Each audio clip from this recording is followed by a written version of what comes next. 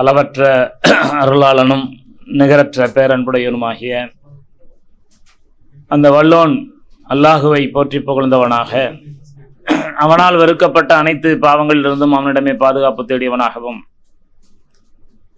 அகிலத்தின் அருள்கொடையாக மனிதகுல முழுமைக்கும் அனுப்பப்பட்ட முகமது நபி அவர்கள் மீதும், அவருடைய தோழர்கள் தோழியர்கள் மீதும், அவருடைய குடும்பத்தார் மீதும், சத்தியத்தை அறிந்து அதன்படியே வாழ்ந்து அதையே பிற மக்களுக்கு உபதேசிக்கின்ற அனைத்து நல்லடியார்கள் மீதும், இந்த காணொலியை கண்டுகொண்டிருக்கின்ற ஏனைய அனைத்து மக்கள் மீதும் அந்த படைத்தவனின் அனைத்து அருள் வளங்களும் உண்டாகட்டும். ஏராளமான காரியங்கள் இன்றைக்கு உலகம் முழுமைக்கு நடந்துட்டே இருக்கு. ஆன்மீகத்தின் பெயராலும் ஆளுமையின் பெயராலும் இப்படி பல வகையான காரியங்கள் அன்றாட சூழ்நிலைகள் நகர்ந்து கொண்டே இருக்கிறது. ஒரு பொய்யான சில செய்திகளை சொல்லி பொருளாதாரத்தை எப்படி மக்கள்கிட்ட இருந்து வாங்கிடலாம், பொய் செய்தியை சொல்லி மக்கள்கிட்ட இருந்து பொருளாதாரத்தை வாங்கிட முடியும். உதாரணமாக படத்தெல்லாம் கூட காட்டுறாங்க இல்லையா, சாமி சாப்பிட்றாரு அப்படின்னு காமிக்கிறாங்க, கோடி ரூபா வருமானம் வந்துடுது. சாமி சாப்பிட்றாருன்னா கோடி ரூபா வருமானம் வருது. அது தெருக்கோடியில் ஒரு தாத்தா படுத்திருக்கிறாருன்னா அந்த வழியாக கடந்து போவாங்க, பார்த்துட்டு போவாங்க, எந்த செயல்பாடும் நடக்காது. ஆனால் ஊரில் ஒருத்தர் ரெண்டு பேர் இருப்பாங்க அதை கவனிக்கிறதுக்கு. அந்த ஒருத்தர் ரெண்டு பேர் பல பேரை வாழ வைப்பார். அந்த தாம்பரம் பகுதிகளில் கூட சில நண்பர்கள் இருக்கிறாங்க, சில பேர் பசியோடு இருக்கிறாங்கன்னு சொல்லிட்டு அவங்களுடைய நேரத்தை ஒதுக்கி தொழிலுக்கு ஒரு மணி நேரமோ 2 மணி நேரமோ தான் போகிறாங்க. மீத நேரம் ஃபுல்லாகவே இந்த வேலையவே இருக்கிறாங்க, சமைக்கிறது, அவங்களுக்கு கொண்டு போய் சாப்பாடு கொடுக்கறது. இப்படி பலரும் தங்களுடைய சொந்த தொழிலுக்கு இடையில பொதுமக்களை குறித்து கவலைப்படுறாங்க, பொது தேவைகளை பூர்த்தி பண்ணிக்கிட்டு இருக்கிறாங்க.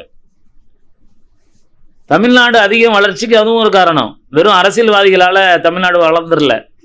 இந்தியா முழுமையிலையுமே எல்லா பகுதியும் வளரல, தமிழ்நாடும் சில பகுதிகளும், அதாவது தென் மாவட்டங்கள் மட்டுமே வளருது. அதுக்கு என்ன காரணம்? அந்த மண்ணோட குணமும் காரணம்.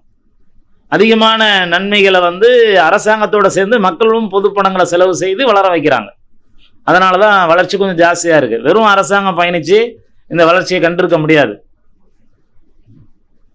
எல்லா மாவட்டங்கள்லையும் பார்த்தீங்கன்னா சிலர் பெயரில் சிலர் பள்ளிக்கூடங்கள் இருக்கும், அதாவது தனிநபர் பெயரில் பள்ளிக்கூடங்கள் இருக்கும்.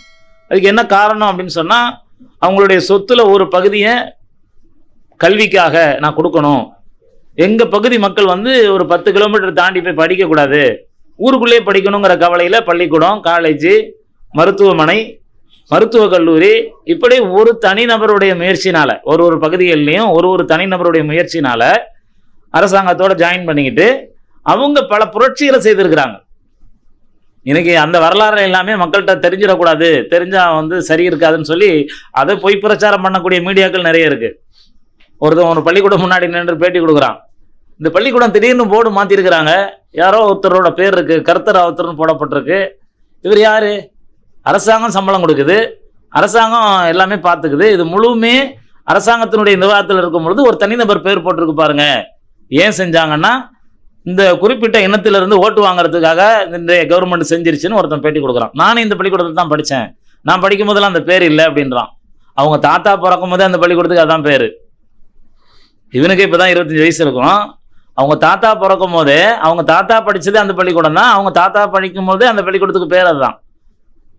என்ன செய்வாங்க அப்படின்னு சொன்னால், அரசாங்கத்தில் அந்த நபர்களை அந்தந்த பகுதிகளில் வேலை செய்யக்கூடிய இந்த தன்னார்வலர்களை அவங்க சொத்துக்களை எழுதி வச்சதுனால அவங்க பேரை அதில் மென்ஷன் பண்ணுவாங்களே தவிர அவங்கள உரிமை கொண்டாடுறதுக்காக எழுதுறது இல்லை. அது இதை மாதிரி பார்த்துட்டு இன்னும் பிற மக்கள் கூட இது மாதிரி தங்களுடைய சொத்துக்களையும் தங்களுடைய பொருளாதாரத்தையும் மக்களுக்காக செலவு செய்யட்டும் அப்படிங்கிறதுக்காக ஒரு ஆர்வம் மூட்டும் விதமாக தான் அதை எழுதுறாங்களே தவிர அவங்க குடும்பம் அதில் எதுவும் உரிமை கொண்டாடுறது இல்லை. இப்போ உதாரணமாக பாருங்களேன், படைத்தவன் தன்னுடைய திருமறையில சொல்லி காட்டுறான், நீங்க தர்மங்களை செய்யும் பொழுது வெளிப்படையாகவும் செய்யுங்க, ரகசியமாகவும் செய்யுங்க அப்படின்னு சொல்லி காட்டுறான். இதுதான் அங்களுடைய நிகழ்வு. ரகசியமா செய்யும் பொழுது உங்களை ஏற்றுக்கொள்வான் படைத்தவன், உங்களுடைய பொருளாதாரத்தை கணக்கு எடுத்துக்கிடுவான். ஆனால் நீங்க வெளிப்படையா செய்யும் பொழுது உங்களுடைய உள்ளத்துல பெருமை இல்லாம நன்மையான நோக்கத்துல இதை பார்த்து பல மக்கள் செய்யணும் அப்படிங்கிற நோக்கத்தோட நீங்க வெளிப்படையா செஞ்சாலும் அது குற்றம் இல்லை, அதுவும் நன்மை தரும் உங்களுக்கு அப்படின்னு சொல்லப்பட்டிருக்கு. ஆனா பெரும் பெரும் தொகையை கொடுத்தா கூட எனக்கு இதில் பெருமை வேணுங்கிற நினைப்போடு அவன் செய்திருந்தானா அதுக்கு அவனுக்கு நன்மை கிடையாது. இது இஸ்லாம் சொல்லுது. இப்போ அந்த அடிப்படையில் குர்ஆன் வந்து இதை வந்து ஆதரிக்குது. அந்த மாதிரி சில விஷயங்களை தான் அவங்க என்ன பண்ணுறாங்க, அதை மென்ஷன் பண்ணி, இப்போ உடன்குடின்னு ஒரு பகுதி இருக்குது, அங்கே பார்த்தீங்கன்னா பஸ் ஸ்டாண்டில் அபூபக்கர்னு போட்டிருக்கோம். பஸ் ஸ்டாண்டில் உட்கார்ற பெஞ்சிலேருந்து எல்லாம் அவர் கொடுத்துருக்கிறார். ஏதோ ஒரு நபர் நீண்ட காலமாக இருந்தது, இப்போ போய் பார்த்தா அந்த பேரெல்லாம் எடுத்துட்டாங்க. இப்போ இது எடுத்ததுனால என்ன ஆகுது, அந்த வரலாறு மறைக்கப்படுது. சில ஊர்களில் அந்த கருத்தராவ தரப்பார்ன்ற இருக்க உத்தமபாளையம் பகுதியில் காலேஜ் ஸ்கூலு எல்லாமே ஒரு நபர் கொடுத்துருக்கிறார். இப்போ இவங்கெல்லாம் யாருன்னா பிறக்கும் போதே முஸ்லீமாக பிறந்தவங்க கிடையாது. அவங்களுடைய பூர்வீகத்தை போய் பார்த்தோம்னு சொன்னால் அவங்க அந்த பகுதியில் முஸ்லீம் அல்லாதவர்களாக வாழ்ந்தவங்க. இஸ்லாம் இந்த மாதிரி ஆர்வம் ஊட்டுறதை பார்த்துட்டு அவங்க சொத்துக்களை பதிவு செய்கிறாங்க. இன்னொருத்தர் இருக்கிறார் அதே பகுதியில், உத்தமபாளையத்துக்கு பக்கத்தில் ஒரு கிராமம். அவங்க குடும்பத்தில் மொத்தம் 9 நபர்கள். அந்த ஒருவரோட சேர்த்தோன்னா அந்த சகோதரோட சேர்த்த 10 நபர்கள் மொத்தம். 10 பேருக்கு அண்ணனா பிறக்கிறாரு. ஆனால் அவர் ஒரு விவசாயி. அவர் விவசாயம் பண்ணி தன்னுக்கு கீழே உள்ள 9 பேரையும் படிக்க வைக்கிறார். ஆனால் எல்லாரும் இஸ்லாத்துக்கு வந்தவங்க, ஃபேமிலியே இஸ்லாத்துக்கு வர்றாங்க. அவர்கிட்ட அந்த மாதிரி கீழே படித்த ஒரு நபர் தான் தஞ்சாவூரில் பெரிய இமாம். தஞ்சாவூர் பகுதியிலே தெரிய பிரபலமான ரோஸ்பேட்டா ஹஜரத்னு சொல்லுவாங்க. அவரை பார்க்கும்போது அவர் இஸ்லாத்துக்கு வந்து அந்த குடும்பத்திலிருந்து வந்து அந்த பகுதிக்கு அவர் பிரச்சாரம் செய்கிற அளவுக்கு இஸ்லாமிய மார்க்கத்தில் அவர் ஒரு அரபு கல்லூரியுடைய முதல்வர். அப்துல் கனி அவருடைய பேர், அவருடைய பழைய பேர் வேற.